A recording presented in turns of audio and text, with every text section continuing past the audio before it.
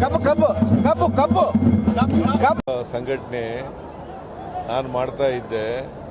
ಆಮೇಲೆ ಈಗ ಅದನ್ನ ಸತೀಶ್ ಜಾರಕಿಹೊಳಿ ಅವರು ಮಾಡ್ತಾ ಇದ್ದಾರೆ ಅಂತ ಹೇಳಿದ್ರು. ಅದು ಲೀಡರು ಅವರೇ ಲೀಡರ್ ಆಗಬೇಕು ಅಂತ ಹೇಳಿದ್ರ? ಅದು ಲೀಡರ್ ಮಾಡೋದು ಹೈಕಮಾಂಡ್ನವರು. ಯಾರನ್ನ ಲೀಡರ್ ಮಾಡಬೇಕು ಅಂತನ್ನೋದು ಹೈಕಮಾಂಡ್ನವರು ಮಾಡೋದು.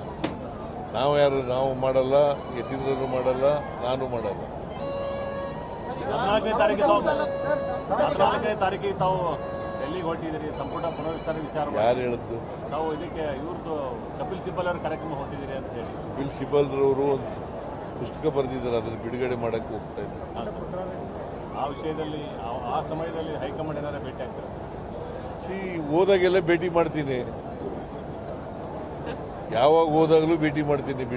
ಡೆಲ್ಲಿಗೆ ಹೋದಾಗೆಲ್ಲ ಭೇಟಿ ಮಾಡ್ತೀನಿ. ಹೈಕಮಾಂಡ್ ಅವ್ರನ್ನ ಯಾಕೆ ಆಗಲೇಬೇಕು, ಬಿಕಾಸ್ ನಮ್ಮ ಹೈಕಮಾಂಡ್ ಅವರು.